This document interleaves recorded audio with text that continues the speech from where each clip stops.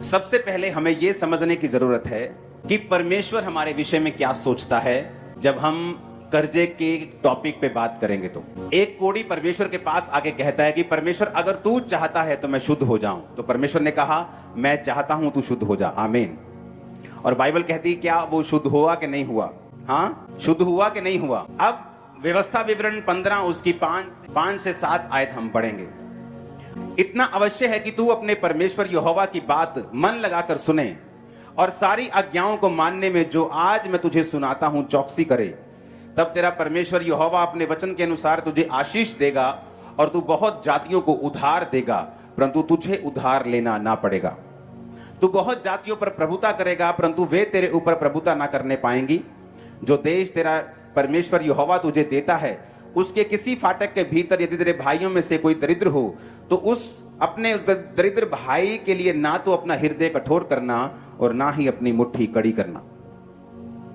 जब परमेश्वर ये चाहता था कि वो शुद्ध हो जाए, कर्जे के विषय में परमेश्वर क्या चाहता है, जो डिलीवरेंस हम लेना चाहते हैं, जो परमेश्वर देना आपको चाहता है, सबसे पहले आपको ये मालूम होना चाहिए कि परमेश्वर उस विषय में मेरे लिए क्या सोचता है। क्योंकि अगर वो परमेश्वर की मर्जी नहीं है तो आप कभी भी वो आशीष परमेश्वर की ओर से नहीं पा सकते।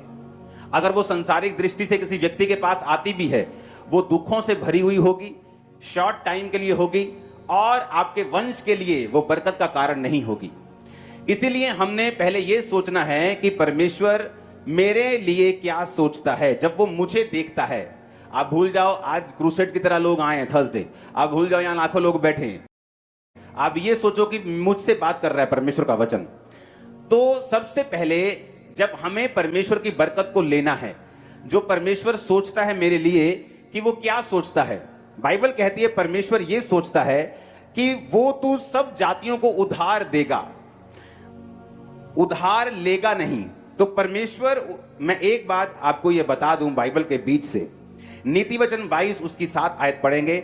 धनी निर्धन पर प्रभुता करता है और उधार लेने वाला उधार देने वाले का दास होता है। बाइबल कहती है तुम नौकर हो उसके जिससे तुमने पैसे उधार लिए हैं। और जब परमेश्वर ने इजराइलियों को बुलाया तो परमेश्वर ने कहा मैं तुझे सब जातियों में से श्रेष्ठ करूंगा, ये मेरी बुलाहट है तुम लोगों के लिए। तो तुम बहुत सी जातियों को उधार दोगे, तुम बहुत सी जातियों को पैसा उधार दोगे, परंतु तुम्हें किसी से भी उधार लेने की जरूरत जो है वो नहीं पड़ेगी। हालेलुया। अब आप जानते हैं व्यवस्था विवरण 28 उसकी 1, 2 और 12 आयत को पढ़ेंगे।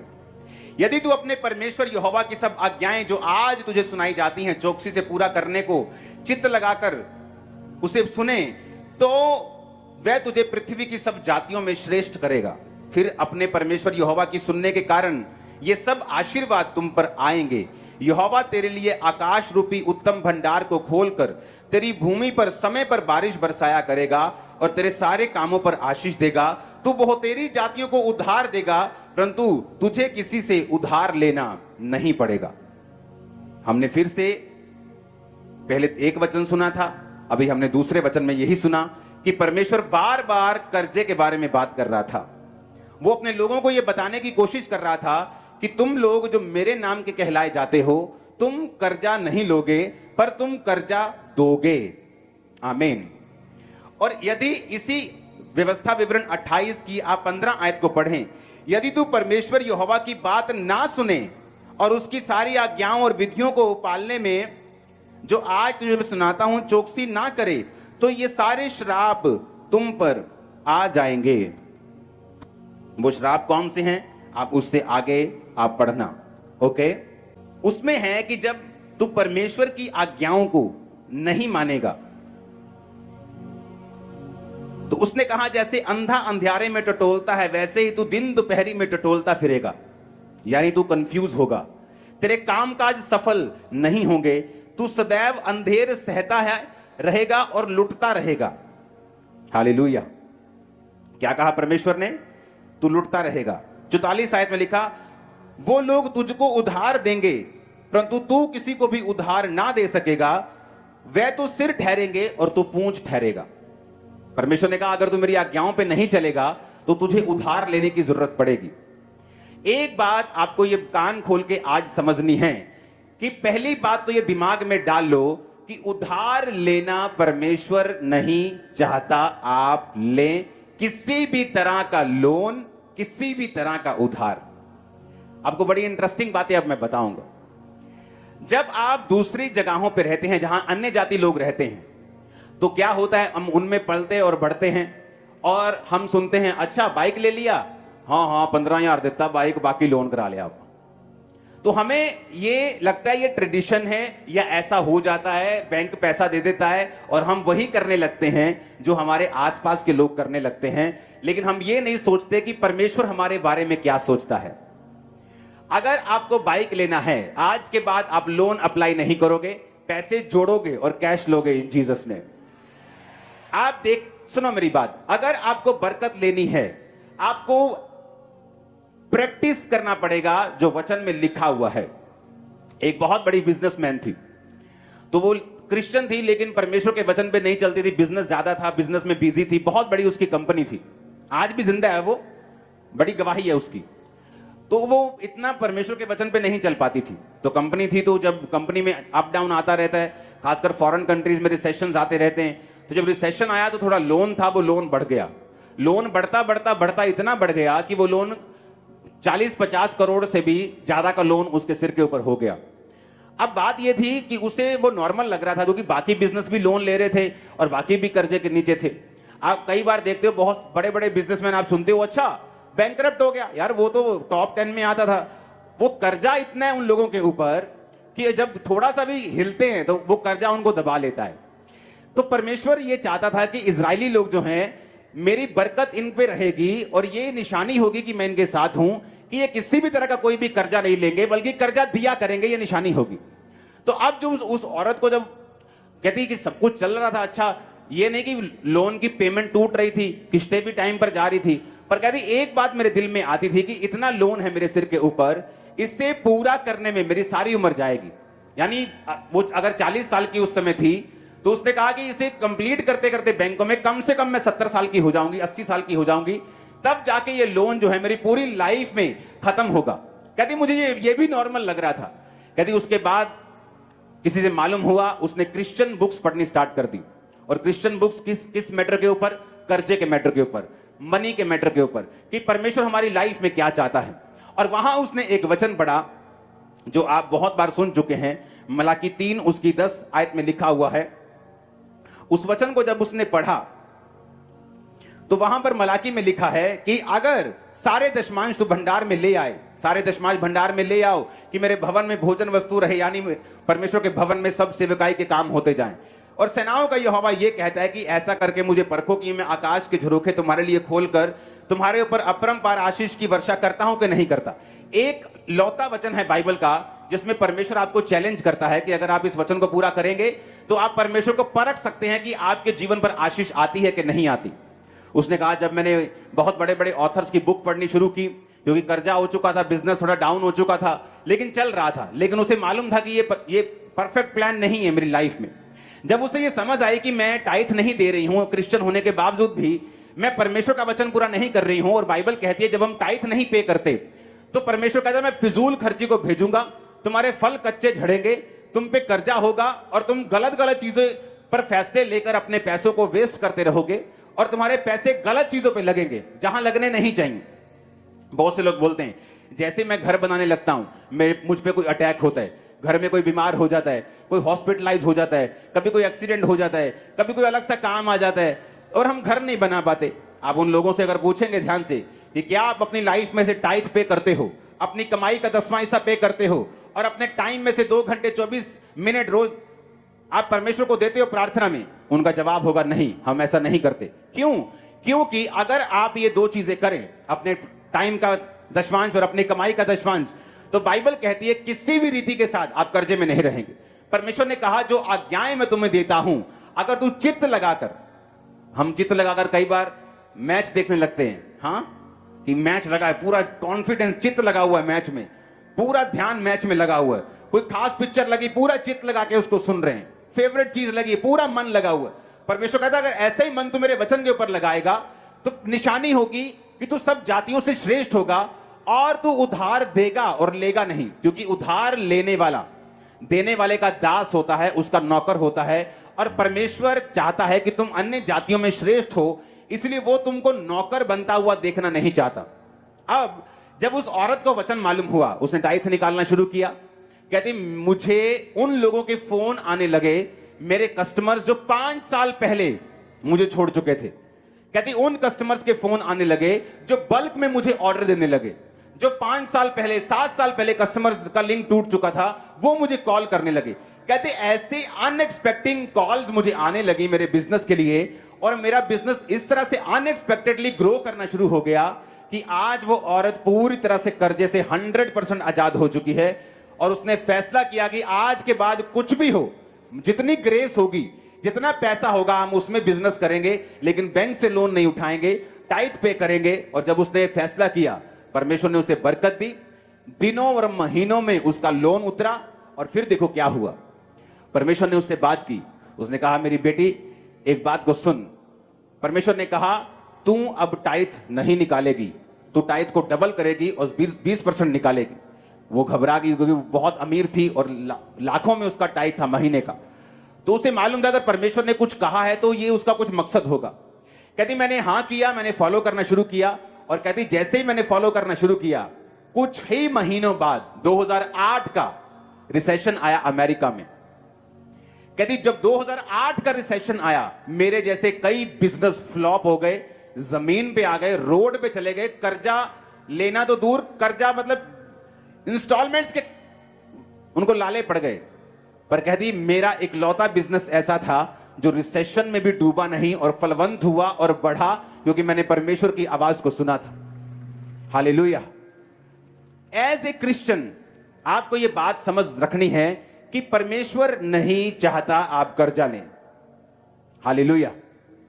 मैंने अपनी टीम को बता दिया कि जहां पर सीए ने बोला भी है ना कि आप इतना बड़ा कैश की जगह ये चीज मत लो, चेक में चीज मत लो, अब वो भी हम नहीं करेंगे।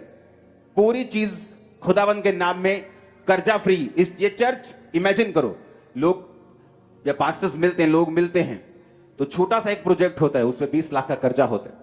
आप इमेजिन करो ब्रांचेस, सैकड़ों ब्रांचेस, मेन ये प्रेयर माउंटेन, एक एक चीज लाखों और करोड़ों में बनी है और चर्च के ऊपर कोई कर्जा नहीं, 1 रुपए का भी चर्च के ऊपर कोई कर्जा नहीं है।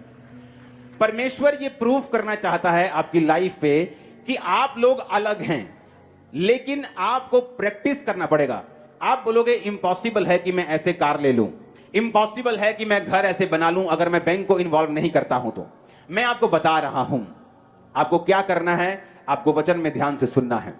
दूसरा राजा 4 उसकी 1 से 7 आयत में लिखा है, भविष्यद्वक्ताओं के चेलों की पत्नियों में से एक स्त्री ने अलीशा की दुहाई देकर कहा, तेरा दास मेरा पति मर गया और तू जानता है कि वह यहोवा का भय मानने वाला था, जिसका वह कर्जदार था। वह आया है कि मेरे दोनों पुत्रों को नौकर बनाने के लिए ले जाए, लाइफ टाइम स्लेव बनाने के लिए उसको वो लेके जाना चाहता था। दोनों पुत्रों को, कौन से बेटे थे दोनों?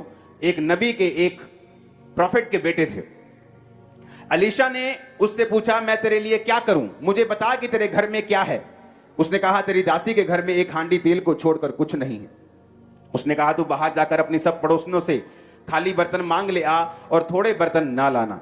फिर तू अपने बेटों समेत अपने घर में जा, द्वार बंद करके उन सब बर्तनों में तेल उंडेल देना और जो भर जाए उन्हें अलग रखना। तब वह उसके पास से चली गई और अपने बेटों समेत अपने घर जाकर द्वार बंद किया। तब वे उसके पास बर्तन लाते गए और वो उंडेलती गई। जब सब बर्तन भर गए और उसने अपने बेटों से कहा मेरे पास और ले आ, तो बेटों ने कहा 1 बर्तन नहीं रहा, 1 भी नहीं रहा। तेल तब रुक गया। तब उसने जाकर परमेश्वर के भक्त को यह बता दिया और उसने कहा जा अपना तेल बेचकर ऋण अपना कर्जा भर दे और जो रह जाए उससे अपने पुत्रों सहित अपना निर्वाह करना। अब यहां पर जो कर्जा खत्म हो गया, सिर्फ परमेश्वर ने कर्जा खत्म नहीं किया, परमेश्वर ने कहा कि अब जो तेल बचा है, अब तू अपने पुत्रों सहित उसका निर्वाह भी करना, अपना गुजारा भी उससे चलाना। जब 12 टोकरियां बची थी खाने की, तो कितनी रोटियां और मछलियां बांटी गई थी? 5 रोटी और 2 मछली। कितने लोगों को खिलाया गया था? 5000 पुरुष थे, 4000 कहीं पुरुष थे, तो 20000 के करीब वो लोग थे। 20000 लोगों को खिलाने के बाद भी बाइबल कहती है कि रोटियां जो थी वो बच गईं। परमेश्वर एक मैसेज देना चाहता था आपको कि जब परमेश्वर आपकी जिंदगी में इन्वॉल्व होगा, आपकी जिंदगी में शामिल होगा, जिस तरह इस औरत ने परमेश्वर को शामिल किया। किस तरह से आप परमेश्वर को शामिल कर सकते हैं? तौबा करके, कि आप अपने गुनाहों की तौबा करते हैं, आप ब्लू फिल्मों देखने की तौबा करते हैं, आप जो गंदी संगति में उसकी तौबा करते हैं, व्यभिचार की तौबा अगर आप नहीं करेंगे तो याद रखो परमेश्वर का कोई भी नुकसान नहीं है। आप लोग संघर्ष करते जाएंगे, चर्च के मेंबर भी रहेंगे, आमीन आमीन भी बोलते जाएंगे, लेकिन वो परमेश्वर का मास्टर प्लान नहीं होगा आप लोगों की लाइफ के लिए। आप ये सोचना कि 40 साल जिस तरह से इजरायली जंगल में घूमते रहे, जबकि परमेश्वर का प्लान तो 40 दिन में बाहर निकालने का था, लेकिन उन्होंने अपने शरीर के कामों के ऊपर फतह नहीं पाई, और कारण ये हुआ, उसका रिजल्ट ये हुआ कि वो 40 साल उसी जंगल में घूमते रहे। अब ये आपको डिसाइड करना है, या तो परमेश्वर को अपना जीवन देके, परमेश्वर के रास्तों पे चल के अपने कर्जों को, अपनी बीमारियों, कर्जों को, श्रापों को खत्म करना है, या इसी चीज के साथ फाइट करते करते कभी कर लिया पाप, कभी छोड़ दिया, वचन सुन लिया, छोड़ दिया, 10 दिन में फिर एक अटैक हुआ, फिर एक औरत को पकड़ा, फिर एक मर्द को पकड़ा, फिर उसे किया, फिर छोड़ दिया, फिर तो अगर तो ऐसे करना है तो ये काम लंबा होता जाएगा और परमेश्वर अपनी मर्जी को पूरा नहीं कर पाएगा। अब यहां पर परमेश्वर को उसने इन्वॉल्व किया। आप इन्वॉल्व कर सकते हैं पहला काम तौबा करके। आप तौबा करेंगे, आप परमेश्वर को अपनी जिंदगी में शामिल कर लेंगे। जब परमेश्वर आपकी जिंदगी में शामिल हो जाएगा तो धीरे धीरे आप उसके वचन को जब मानना शुरू कर लेंगे, आप कर्जे से बाहर आ जाएंगे। दूसरा, एक जीवित चर्च के साथ जुड़ना। अब बाइबल कहती है वो क्रिश्चियन थी पहले से ही, यहोवा को मानने वाली थी, पर परमेश्वर के दास के कांटेक्ट में नहीं थी। बाइबल कहती है जब वो मस्से वाले दास के कांटेक्ट में आई और उसने कहा तेरे हाथ में क्या है, उसने कहा थोड़ा सा तेल है।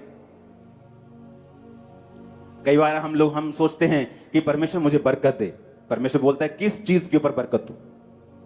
आज आप परमेश्वर को बोलोगे परमेश्वर मुझे बरकत दे, परमेश्वर बोलेगा किस चीज के ऊपर? तेरे हाथ में क्या है? आप इमेजिन करो, अलीशा जो परमेश्वर का दास था उससे बोल सकता था जा फलानी फलानी जगह जा, वहां तुझे पैसा मिल जाएगा, जमीन में देखना खोद के तुझे सोना गड़ा हुआ मिल जाएगा। लेकिन उसने क्या कहा? तेरे हाथ में क्या है? उसने कहा थोड़ा सा तेल है मेरे पास। उसने कहा थोड़े से तेल को बर्तनों में उंडेलती जाना और बर्तन थोड़े मत लाना। कि जब तुम परमेश्वर के ऊपर भरोसा रखते हो तो मत सोचो कि तुम्हारा घर 45 लाख का है और तुम कर्जे के बिना उसे नहीं ले सकते। तुम आज पैसा जोड़ना शुरू करो और टाइट देना शुरू करो। मैं तुमसे प्रॉमिस करता हूं यीशु मसीह के नाम, जो तुम सोच रहे हो कि 10 साल पैसा जमा करके भी नहीं ले पाओगे, तुम 3 साल में, 2 साल में उस घर में हो। कैसे? यही तो परमेश्वर है। यही तो परमेश्वर है जो हमारी सेंसेस से परे काम करता है। यही तो हमें वो भरोसा करना सिखा रहा है कि तुम कुछ भी लेना चाहते हो, उसकी ग्रेस के ऊपर भरोसा रखो, उस स्पिरिट के अनुसार ना चलो जो लोगों में काम कर रही है, जो उस एरिया में काम कर रही है। आप इमेजिन करो ये स्पिरिट के साथ पास्टर्स भी परेशान हैं। उन्हें कर्जा उठाने की इतनी आदत पड़ चुकी है कि जब एक कर्जा खत्म होने वाला होता है तो दूसरा कर्जा, तीसरा कर्जा। क्यों? क्योंकि कर्जे की एक स्पिरिट है। जिस तरह बीमारी की एक आत्मा है, कर्जे की भी एक आत्मा है। और कर्जे की स्पिरिट ये चाहती है कि आप हमेशा नौकर बन के रहें ताकि आप वो प्रैक्टिस ना कर सके जो वचन कहता है। अगर आप बिलीव नहीं करते आप राजाओं की संतान हैं और राजकुमार हैं, और राजकुमार की तरह आप चलते नहीं, राजकुमार की तरह बोलते नहीं, आप राजकुमार कभी बन भी नहीं सकते। क्योंकि परमेश्वर चाहता है जो आप बिलीव करते हैं उस पर आप प्रैक्टिस करें। अगर आप ये प्रैक्टिस नहीं करते कि आप चंगे हो चुके हैं, आप हेल्थी हैं, आप ब्लेस्ड हैं, यहोवा आपका चरवाहा है, अगर आप ये प्रैक्टिस नहीं करेंगे, बोलेंगे नहीं और चलेंगे नहीं और मानेंगे नहीं, तब तक परमेश्वर आपकी लाइफ में कुछ नहीं कर सकता। हमें ऐसा लगता है क्योंकि हमने आसपास देखा ही ऐसा है। हमने कभी वो फैमिलीज देखी नहीं क्रिश्चियन जो सब चीजें कैश पे या चेक पे जैसे भी लोग लेते हैं, हमने कभी देखा नहीं। लेकिन जब परमेश्वर में मैं चला हूं, हमने देखा है, हमने चीजों को लिया है, पैसा देकर लिया है, बिना कर्जे के लिया है। थोड़े साल पहले मेरी टीम मेरे पास आई, जब बहुत सारे चर्च में काम होते थे तो मेरी आदत ये थी, मैं कामों को रोकना नहीं चाहता था। सुसमाचार का काम होता था, लाखों रुपए खर्चा है उसका, तो उसको मैं रोकता नहीं था। मैंने कहा सब काम साथ साथ चलेंगे, कोई काम हमने रोकना नहीं। अगर भवन बन रहा है वो भी बनेगा, सुसमाचार का काम हम कैसे रोक सकते हैं? भवन बनाने के लिए सब काम चलने चाहिए। तो चेक जो होते थे उन बड़ी मुश्किल होती थी उनको निकालने की। संडे की ऑफरिंग जाती थी, सोमवार सारा चेक लग के खत्म हो जाते थे। तो उन्होंने मुझे सलाह दी कि बैंक वाले बोल रहे हैं कि आप 30, 50, 60 लाख की एक लिमिट होती है, आप उसे ले लो। तो उससे क्या होगा? लिमिट होने से आप वो एक तरह का लोन होगा जो इंटरेस्ट फ्री होगा, और अगर आपको कोई चेक एक्स्ट्रा लगता है तो उसमें से चला जाया करेगा और बाद में हम पे कर देंगे। मैंने कहा नहीं, हम ऐसा नहीं करें। मेरी जितनी ग्रेस है मैं उतने में चलूंगा। और एक टाइम आया दिनों में सिचुएशन और महीनों में बदली, आज हम वो कर सकते हैं जो करना चाहते हैं, कोई लोन लेने की जरूरत। लेकिन एक समय ऐसा आता है कि धर्मी होने के बावजूद भी, टाइट देने के बावजूद भी, फिर भी सिचुएशन ये चाहती है कि आप लोन लें, और परमेश्वर का वचन इस बात के खिलाफ है कि आप लोन लें। सबसे पहले हमें यह समझना पड़ेगा कि परमेश्वर नहीं चाहता मैं कर्जा लूं। हालेलुया। अगर गलती से भी मेरी किसी एक चीज पे कर्जा है तो मैंने अपने सीईओ को बोला है कि अबे मैं रखने वाला नहीं हूं, कोई कर्जा मेरी लाइफ के ऊपर नहीं है, ना मेरी मिनिस्ट्री के ऊपर। हालेलुया। रीजन क्या है? हमें प्रैक्टिस करना है, और जब हम प्रैक्टिस करने लगेंगे, आप मेरी बात पे यकीन करना, हेवन ओपन होगा, पैसों का इंतजाम होगा, आप बाइक्स भी लेंगे, गाड़ियां भी लेंगे, घर भी लेंगे, बच्चों को भेजेंगे भी फॉरेन पढ़ने के लिए, आप बिजनेस भी करेंगे, जॉब्स भी करेंगे, आप घरों को बनाएंगे भी, रेनोवेट भी करेंगे। बस आपको फैसला लेना है। आप डिलीवरेंस मीटिंग्स में हैं, आपको ये दिमाग में रखना है कि परमेश्वर आपसे बात कर रहा है। और जब आप इस स्पिरिट पर सेट हो जाएंगे कि खुदावन मेरे पास साइकिल के पैसे हैं, तो मैं स्कूटर खरीदने नहीं जाने वाला लोन लेके, मैं साइकिल पे ही रहूंगा, लेकिन तेरे वचन को पूरा करूंगा, मैं प्रेयर करूंगा, पवित्रता में रहूंगा, टाइट दूंगा, तेरे सब काम करूंगा, प्रेजेंस में रहूंगा, तौबा में रहूंगा, और जीवित चर्च के साथ जुड़ा रहूंगा। बाइबल कहती है जैसे वो जीवित चर्च के सामने आई, अलीशा एक जीवित चर्च था। वो एक जीवित चर्च जो होता है वो मसे से भरा हुआ होता है, और मसा एक ऐसा धागा है जिससे सब प्रकार के कपड़े बनते हैं। टेंट भी धागे से बनता है, पर्दे भी धागे से बनता है, मैट जहां आप बैठे, दरी बैठे, वो भी धागे की है, जो मैंने डाला है वो भी धागे का, जो आपने डाला वो भी धागे बना, सब धागे का, किसी का सूती का है, किसी का नायलॉन का है। उसी तरह से जो मसा है, जो अनॉइंटिंग है, जिस तरह से उस औरत पे काम किया और परमेश्वर ने उसे फ्री किया, कैंसर से फ्री किया, पागलपन से फ्री किया, बैकबोन की टीबी से फ्री किया, मस्सा वही है, काम अलग अलग कर रहा है। तो अनॉइंटिंग जो मस्सा जो अब मौजूद है चर्च में, ये कर्जे के ऊपर भी उसी तरह काम करेगा जिस तरह बीमारियों के ऊपर ये काम कर रहा है। आपके पास एडवांटेज ये है कि आप लोग एक जीवित चर्च का हिस्सा हैं, और जब आप एक जीवित चर्च का हिस्सा होते हैं जो मस्सा लोगों को हील कर रहा है, अगले आने वाले समय में आपको ये समझ होनी चाहिए, ये सेंस होनी चाहिए कि मैं चर्च में जा रहा हूं, अपने कर्जे की फाइल को हमेशा लेके जाओ, जो बच्चे मसीह में नहीं उन्हें लेके जाओ, बीमारी वाली फाइल्स को लेके जाओ, बॉडी पे ऊपर हाथ रखो, क्योंकि जो अनॉइंटिंग अलीशा के ऊपर थी, उस अनॉइंटिंग के कारण वो लेडी कर्जे से छुड़ाई गई। जब आप मसे में होते हैं, उस मसे से आप कुछ भी बना सकते हैं। आप उस धागे से टेंट बना सकते हैं, उस धागे से कपड़े बना सकते हैं, दरी भी बना सकते हैं। तो वो धागा एक ही है, मसा एक ही है। इसीलिए उन लोगों की कर्जे में आने की संभावना कम होती है और बिल्कुल जीरो हो जाती है जो परमेश्वर के साथ जुड़े होते हैं, और दूसरा किसी जीवित चर्च के साथ जुड़े होते हैं। रीजन क्या? जब आप जीवित चर्च के साथ जुड़ जाते हैं, जैसे वो अलीशा के पास गई, वो एक जीवित चर्च है, उसने कहा कि मैं तेरे दोनों जो तेरे दास के बेटे हैं उनको स्लेव बनाकर, नौकर बनाकर वो ले जाएगा। उसने कहा तेरे पास क्या है? क्योंकि जब आप जीवित चर्च में जाते हैं, आपसे परमेश्वर डिमांड करता है। क्या डिमांड करता है? ये काम करना है, भवन बनना है, सुसमाचार का काम है, ये वाला काम है, ये वाला चीज करनी है, ये करनी है। परमेश्वर बोलता है तुम्हारे हाथ में क्या है? क्या तुम बीजों को लेके आए हो? क्या तुम बीजों को बोते हो? क्योंकि जैसे ही आप जीवित चर्च में जाएंगे, मसे वाली चर्च में होंगे और आप बोना शुरू करेंगे, उसी बोने से जो आपके पास है वो बढ़ेगा और बरकत आएगी और कर्जे आपकी लाइफ से फिनिश होंगे। आज के बाद कर्जा लेना अपनी लाइफ से बंद कर दो। जो कर्जा ऑलरेडी है, जो लोन ऑलरेडी चल रहा है, उसे उतारने का प्रण कर लो कि आज से जो बैंक लोन है, जो गाड़ी के ऊपर, बाइक के ऊपर, घर के ऊपर, स्टडी का लोन है, सबसे पहले अब मैं ये लोन चुकाऊंगा और बाकी काम मैं सारे बाद में करूंगा। आप देखना क्या होता है। आप देखना, जैसे आप जो सोच रहे हैं वैसा नहीं होगा कि आप सोच रहे हैं आपकी तनख्वाह 50,000 रुपए है, आप जोड़ना शुरू करेंगे, इतने सालों में जोड़ लेंगे। ऐसा नहीं होगा। आप 10 गुना तेजी के साथ काम करेंगे। आप देखना, परमेश्वर अनएक्सपेक्टेडली ऐसे रास्ते आपकी लाइफ में खोलेगा और यह निशानी होगी कि आपने वर्ड को फॉलो करना शुरू कर दिया है।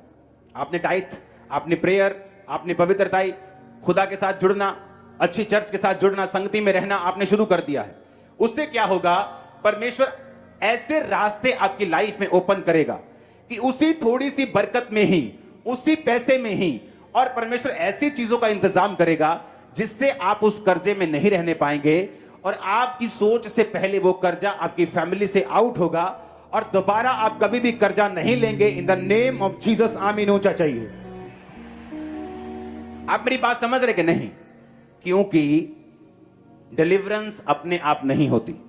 आपने लोगों का कर्जा देना है, लोग आपको तंग करते हैं, आज के बाद लोग आपको कॉल नहीं करेंगे, आप कॉल करेंगे। आप कॉल करेंगे कि भाई साहब आपका कर्जा देना है, मैंने वचन सुना है, मैं फॉलो कर रहा हूं, खुदा की दया से मैं जल्दी आपको कॉल करूंगा। वो नहीं कॉल करेंगे, आप कॉल करेंगे। आप बताएंगे कि आप कर्जा देने के लिए, जितने आप लेने के लिए उत्सुक हैं, मैं उससे ज्यादा देने के लिए उत्सुक हूं। हालेलुया। आप लोग ये बात करेंगे। कर्जा देने वाला आपको कॉल ना करे, आप उनको कॉल करें, आप उनको बताएं कि आप यहोवा को मानने वाले हैं, आप यीशु को मानने वाले हैं, आप आगे से कर्जा नहीं उठाने वाले, क्योंकि ये स्पिरिट आपकी लाइफ में नहीं होनी चाहिए। ये एक स्पिरिट है, कर्जा उठाने की स्पिरिट है, ये एक आत्मा है। हर टाइम कर्जा उठाना, 200 रुपया दें तुझे वापिस करता हूं, 500 दें तुझे वापिस करता हूं, 2000 दें तुझे वापिस करता हूं, 2 लाख दें तुझे वापिस करता हूं, 5 लाख की कमेटी उठाई मैं वापिस करता हूं, 10 लाख दें मैं लोन ले लेता हूं, मैं वापिस करता हूं, बैंक से ले लेता हूं, धीरे धीरे वापिस कर दूंगा। आज से आपकी लाइफ से कैंसिल है इन जीसस नेम। फायर के साथ, आग के साथ, मसे के साथ, इस अनॉइंटिंग के साथ, इस प्रोफेटिक अनॉइंटिंग के साथ ये कैंसिल है in the mighty name of Jesus. आमीन। आप बोलेंगे काम कैसे चलेगा, बिजनेस कैसे चलेगा? क्योंकि आप लोग ऐसा देखते आए हो, आप लोग दूसरे लोगों को ऐसा करता देखते आए हो, क्योंकि उनकी लाइफ में परमेश्वर नहीं है, पर आपकी लाइफ में परमेश्वर है। आमीन। आपको यह भी समझना है, फिर दूसरे हीलिंग नहीं ले पाते, दूसरे दुष्ट आत्मा से डिलीवरेंस नहीं ले पाते। पागल है तो पागल ही रहते सारी उम्र, लेकिन हम ऐसा नहीं होता। एक क्रिश्चियन बंदा डिलीवरेंस भी लेता है, हीलिंग भी ले लेता है, खुदाबंद से, पागलपन से आजादी भी ले लेता है, बीमारियों से शिफा भी ले लेता है, दुष्ट आत्मा से छुटकारा भी ले लेता है। तो कर्जों से छुटकारा भी तुम लेने पाओगे यीशु मसीह के नाम में बहुत जल्दी। आप मेरी बात समझ रहे कि नहीं? तो ये स्पिरिट जो है आपको फॉलो करनी है, क्योंकि परमेश्वर जो है उसकी इच्छा आपकी लाइफ में यही है। आमीन। नीति वचन 22 उसकी 4 आयत में लिखा, नम्रता और यहोवा के भय मानने का फल धन, महिमा और जीवन होता है। अगर आप नम्र हैं, वो नम्र नहीं जो एक गरीबी एक व्यक्ति को नम्र बना देती है, वो नम्रता नहीं है, वो मजबूरी है। किसी व्यक्ति को नम्र देखना है तो तब देखो जब उसके साथ बहुत सारा उसके पास पैसा आ जाए, तो भी वो नम्र है कि नहीं। वो गरीबों से कैसा व्यवहार करता है, कैसे बात करता है, कैसे जीता है, उस नम्रता की परमेश्वर बात कर रहा है, जो फेक नहीं है। लोग फेक नम्रता दिखाते हैं, मुंह के मीठे होते हैं, लेकिन वो नम्रता नहीं है, वो एक्टिंग है जो लोग करते हैं। खुदा ने तुम्हें एक्टिंग करने के लिए नहीं बुलाया, लेकिन अगर तुम नम्रता है और यहोवा का भय है, यहोवा का भय होगा तुम व्यभिचार नहीं करोगे, यहोवा का भय होगा तुम कोई ऐसा काम नहीं करोगे जो परमेश्वर के वचन के खिलाफ है। आई थिंक ये दूसरा हफ्ता है लगातार जहां मैंने प्रेयर लाइन में सुना है, ये कोई मैंने प्रेयर लाइन नहीं लगाई, जस्ट टीम को कार्ड बनाने का काम दिया, वो बना दिया और लोग ऐसे ही खड़े हो जाते हैं आके। और देखो सेकंड टाइम हमने क्या सुना कि घर में हर 15 दिन बाद एक डेथ हो रही, और दोनों केसेस में शैतान इन्वॉल्व है। वचन कहीं तोड़ा गया है, कुछ ऐसा खाया गया है जो आपने नहीं खाना, कुछ ऐसा किया गया है जो आपने नहीं करना। तो जब शैतान को आपने इन्वॉल्व कर लिया तो उसका काम है कर्जा देना, उसका काम है बीमारी देना, कंफ्यूजन देना, लिमिट लाइफ देना, लिमिटेड, जो लिमिट में रहे। लेकिन जब परमेश्वर इन्वॉल्व हो जाता है तो वो 5 रोटियां और 2 मछलियां जो फिलिप्पुस कहता था कि 200 दिनार की भी रोटी हम मोल लेंगे तो लोगों के लिए काम नहीं आएंगी, और पतरस का भाई कहता था कि परमेश्वर 5 रोटियां और 2 मछलियां इतने लोगों के लिए क्या है। लेकिन बाइबल कहती है 12 टोकरियां उनमें से बची। जब परमेश्वर आपकी परिस्थिति में इन्वॉल्व होगा, आपके पास बचेगा, इनफ होगा, ज्यादा होगा, आप उधार देने पाएंगे बहुत जल्दी, आप कर्जा देंगे लेंगे नहीं जीसस ने। आप मेरी बात समझ रहे कि नहीं? आपको यह प्रॉमिस करना होगा कि आपको इस मेंटालिटी से बाहर आना होगा। क्यों यहूदी लोग आज पूरी दुनिया में छाए हैं? क्यों यहूदी लोगों का business, top world class businesses उनके पास है? अमेरिका में कुछ एरियाज ऐसे जो पूरे एरिया यहूदी लोगों के हैं, पूरे के पूरे मीडिया उन्होंने खरीदे हुए हैं खरबों रुपए के, अरबों खरबों रुपए के। इंडिया का मीडिया देखो कितना करोड़ों, हजारों करोड़ों में है, लाखों करोड़ों में सिर्फ इंडिया का। और जो अमेरिका का मीडिया है वो सिर्फ अमेरिका को नहीं, पूरे दुनिया को जहां इंग्लिश बोली जाती कवर करता है, दूसरे एरियाज को भी। वो अगर इंडिया करोड़ों में है तो वो खरबों ट्रिलियंस डॉलर्स में है, और यहूदियों ने कब्जा किया हुआ है। रीजन यही रीजन, उनको देने की आदत डाली जाती है बचपन से। एक बच्चा अगर चर्च में भी जाएगा तो चाहे 2 रुपए लेके जाए, 10 रुपए लेके जाए, लेकिन बच्चे को भी हाथ से वो बुआते हैं। उनको आदत दी जाती है कि देना है, देना है। अगर देने की आदत होगी तो खुदा तुम्हें देगा, और तुम देने की आदि बन जाओगे और तुम्हें और परमेश्वर देगा। Hallelujah, hallelujah. बहुत सारी चीजें मेरी लाइफ में ऐसी होती हैं, घटनाएं। पर बाइबल कहती है, उसने कहा तेरे हाथ में क्या है? उसने कहा थोड़ा सा तेल है।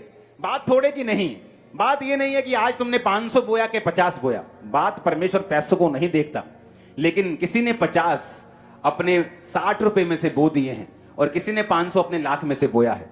परमेश्वर 500 को अप्रिशिएट नहीं करता, लेकिन 50 को अप्रिशिएट करता है, जो घटी में बोया गया, थोड़े में बोया गया है।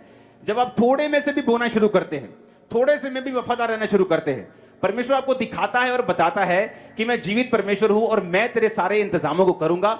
मैं आसमान को खोलूंगा, मैं तेरी जरूरतों को स्वर्गीय भंडार से पूरा करूंगा। आमीन। आप जानते हैं बहुत सारे पास्टर्स की मैंने स्टडी की है, पास्टर्स प्रीच करते हैं टाइथ का, लेकिन खुद टाइथ नहीं देते बहुत से पास्टर्स। और अगर आप उनकी लाइफ में देखें, बहुत से पास्टर्स फाइनेंशियली स्ट्रगल करते हैं, क्योंकि जो वो प्रीच करते हैं उसे प्रैक्टिस अपनी लाइफ में नहीं करते। हालेलुया। आज जब चर्च में आप करोड़ों रुपए का साउंड लगा हुआ देखते हो, किलोमीटर के हिसाब से आप बैठ जाओ तो भी आवाज आएगी आपको, लेकिन पहले ऐसा नहीं था। चर्च में किराए पे साउंड आता था, तो चर्च सिर्फ, पहले तो ऐसी चर्च थी कि सिर्फ साउंड का किराया पूरी ऑफरिंग से देती थी। तो मैंने कहा कि अपना साउंड लेते हैं, तो मैं पैसे जोड़ने लगा। मुझे मालूम हुआ कि एक छोटा मोटा साउंड होता है तो वो 5,000 4,000 लोगों में चल जाएगा। सिर्फ 6-10 लाख का साउंड होगा, 12 लाख का, 15-20 लाख का हो जाएगा, तो साउंड बन जाएगा। तो पैसे जोड़ने शुरू किए, ये पैसे जोड़ रहे, पैसे जोड़े, 50 अनाउंस किया, किसी ने 20,000, किसी ने 50,000 बोना शुरू, किसी ने 5,000, 500, 1,000 बोना शुरू किया। खाते में पैसे इकट्ठे हो गए 6 लाख। अभी भी पूरे नहीं है, अभी भी 4 गुना और पैसे चाहिए, 3 गुना चाहिए साउंड लेने के लिए। चलो वेट करते हैं, वेट करते हैं। प्रार्थना में था, परमेश्वर ने कहा पूरे का पूरा अकाउंट अभी खाली कर दे। तब मेरे पास, अब इंटरनेट बैंकिंग नहीं, मैं रखता नहीं अभी, तब मेरे पास इंटरनेट बैंकिंग तब भी थी। आज से आप लगा लो, मैं 15-16 साल 17 साल पहले की बात कर रहा हूं।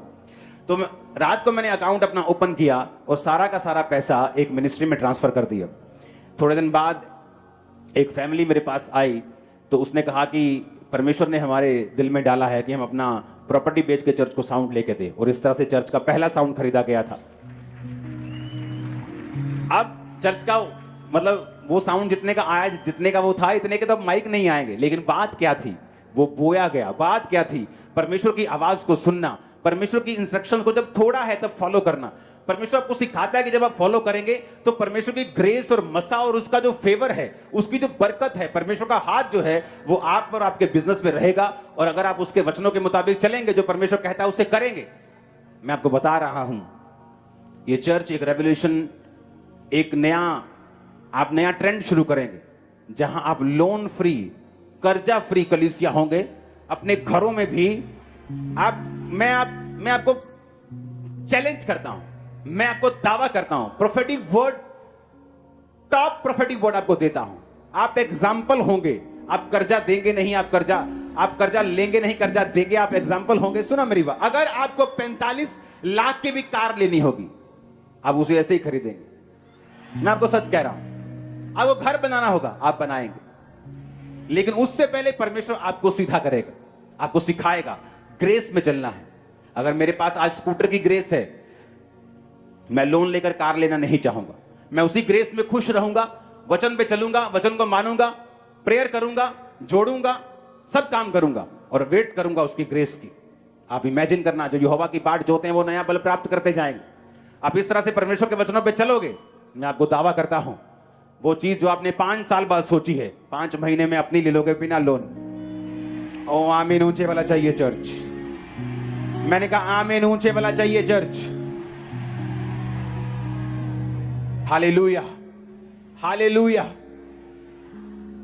वो लोग नहीं जो गाड़ी का थोड़ा बहुत लोन है या बाइक का लोन है, उनकी बात मैं नहीं कर रहा हूं। वो लोग हाथ खड़ा करो जिन पे भारी कर्जे हैं, बहुत बड़े बड़े, 60 लाख 70 से बड़े बड़े कर्जे, हाथ खड़ा करो। बाइक वाले, गाड़ी वाले, वो छोटा मोटा लोन 10-20 लाख चिंता मत करो, वो चुटकी मार में निकलने वाला, झुटकी बजने वाली। मैं आपको सच कह रहा हूं, मैं आपको सच कह रहा हूं। खुदा आपके बिजनेस को बढ़ाए, वो आपको डिवाइन हेल्प दे, वो कैसे भी करे, आपकी प्रॉपर्टी के रेट बढ़े, वो कैसे भी करेगा, वो करेगा, आप देखोगे। ये तो शुरुआत है, ये शुरुआत है। क्योंकि मैं आपसे बात नहीं कर रहा हूं, मैं आपकी जनरेशंस की बात कर रहा हूं। जनरेशंस, ये पैटर्न आपकी जनरेशंस फॉलो करेंगी। अब जनरेशंस, ये आपकी जनरेशंस में देख रहा हूं स्पिरिट में। आपके जो बच्चे पोते पड़पोते होंगे ना, वो ऐसे चीजें लेंगे, बड़ी बड़ी जहाज भी ऐसे लेंगे जैसे कुल्फी लेते हैं। मैं आपको बता रहा हूं, मैं आपको सच कह रहा हूं। परमेश्वर अपने वचन का आदर करेगा, वो अपने वचन से पीछे नहीं हटेगा।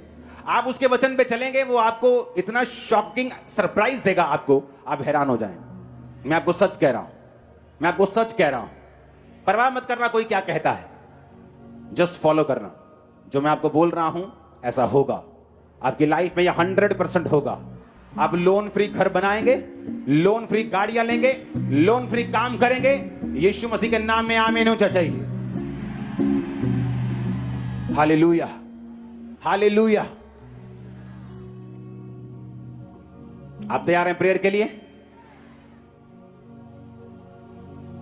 आपको साथ देना होगा जब ले हैंड हो। तो ये नहीं कि सब गाड़ी वाला लोन वाला भी आ रहा है, बाइक वाला भी आ रहा है, मेरे 45,000 का लोन। मैंने कहा वो खत्म है, बिलीव करो, फिनिश है। जस्ट आपने जो मैंने कहा है इसे दोबारा सुनना, फिर से सुनना। डिलीवरेंस वीक्स के जो प्रचार होगा उसे बार बार सुनना, उसे सुनते रहना, जब तक तुम्हारी स्पिरिट उस पर चलना ना शुरू कर दे, जब तक एक एक चीज को तुम फॉलो करना ना शुरू कर दो। इसको सुनते रहना। आज का प्रचार और इसका सेकंड पार्ट संडे होगा। ये प्रचार 1 हफ्ता कर्जे पे होगा, इसको